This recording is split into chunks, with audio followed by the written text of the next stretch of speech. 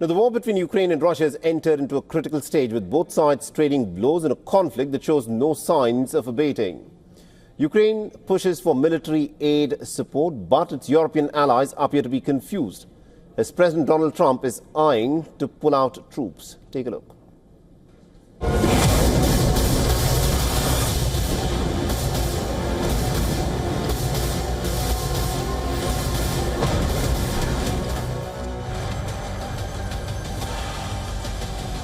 Ukraine is grappling with a firestorm.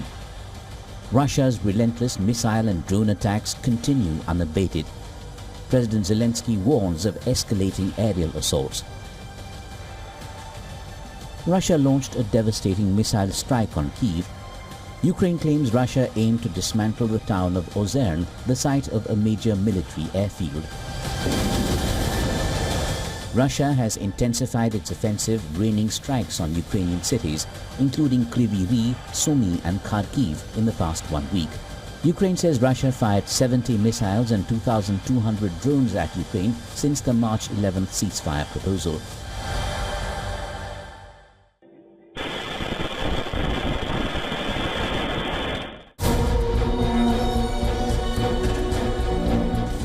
These are images of a birthday party turned nightmare after a Russian missile ripped through a restaurant in Kryvyi Rih last week. Kyiv claims the attack killed 20 people, including 9 children.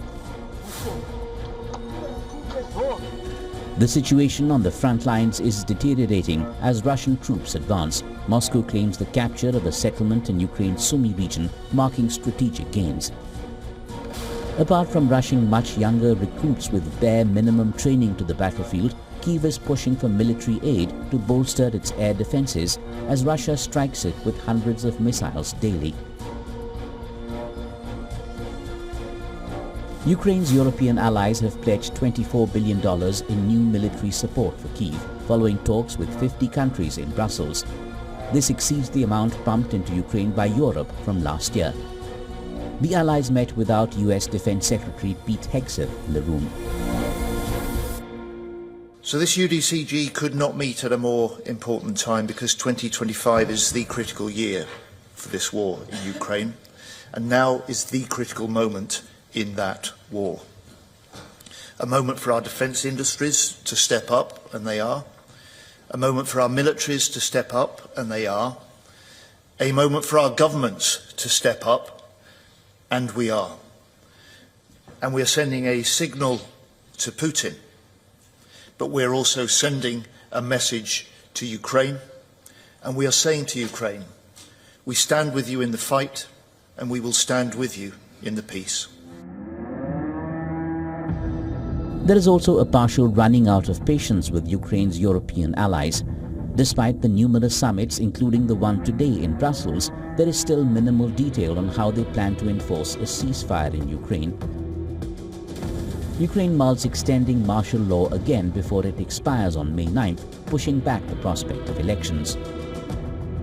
It seems to me that the Ukrainian parliament will once again support the extension of martial law and the continuation of mobilization in Ukraine, because, I reiterate, the war is not over. The war is still ongoing, and the state must continue to take care of the national security. President Donald Trump, who's been wanting to put a quick end to the 3-year-long war, has sent his special envoy Steve Witkoff to Moscow without revealing much on whether there is a meeting scheduled with President Putin. With no breakthrough in negotiations and Russia rejecting Trump's plan for a full ceasefire, peace appears to be out of reach in the near future. Bureau Report, WION The World is One. For all the latest news, download the WION app and subscribe to our YouTube channel.